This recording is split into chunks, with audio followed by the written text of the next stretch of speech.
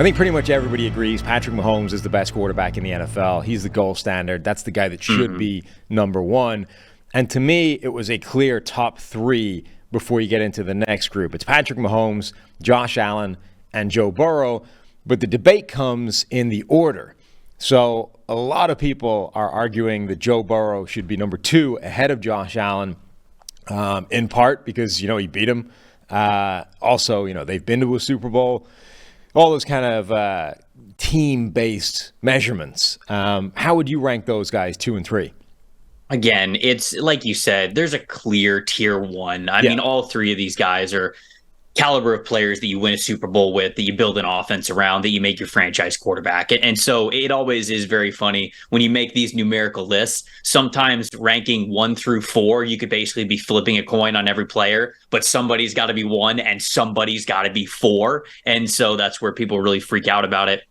I'd probably have Burrow at number 2. Just looking at it and thinking about how I'd go through the exercise, I probably would have put Burrow at number 2. Allen, obviously you talk about the success that he's been able to have, but pretty high in the turnover-worthy play category. If there's ever a season where those turnover-worthy plays are obviously staying high because of his style of play, and yet those big-time throws aren't connecting as much as they were, say, like last year, then you're talking about a guy who isn't really catapulting the team as much as he was able to do with the major highlight plays. So it does worry me a little bit that Allen's style feels like just has more potential for variance to it. There are more negatives, but there are still a ton of positives. So I don't know if this is maybe making it the boring pick, but Burrow is just so steady elite. That just feels like that is what he is. Arm talent, of course, you're going with Josh Allen, but man, between the ears and what Burrow does under pressure, I think that I would barely give it out to Joe Burrow being number 2.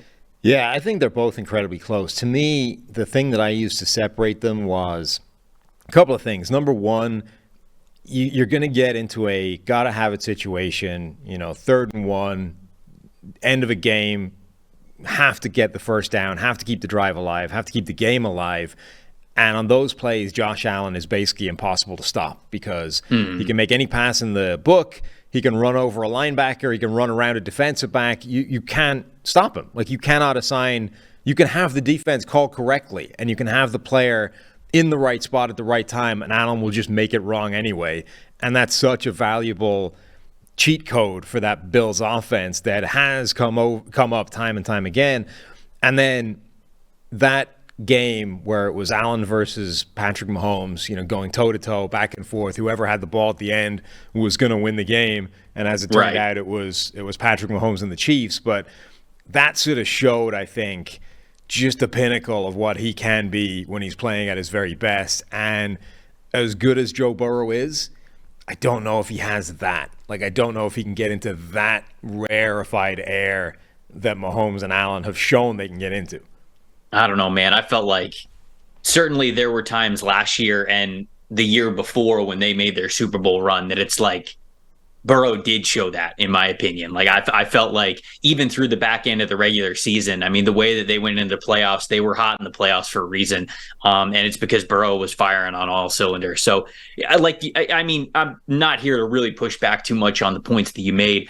Allen is an unbelievable threat when he's on the field beyond just being a passer. If you look at the Bills offense and say, okay, this is a really great offense, and you figure if they're getting in 3rd down situations, it's probably 3rd and short. You know that this guy can pick up yards for you either with a QB sneak or it could be a scramble type of player if you don't have contain. And then, of course, if you're containing him, you're taking a player outside of coverage. So the threat that he is fantastic. And like I said at the beginning, man, these 3 quarterbacks are the 3 best in the league. I don't think there's any question about that, although there are a couple that I do think are getting pretty close to that rarefied air as well. But somebody's got to be 1, somebody's got to be 2, somebody's got to be 3. People are always going to complain about the guy who's number 3 when it's really more of a coin flip than the ranking would suggest.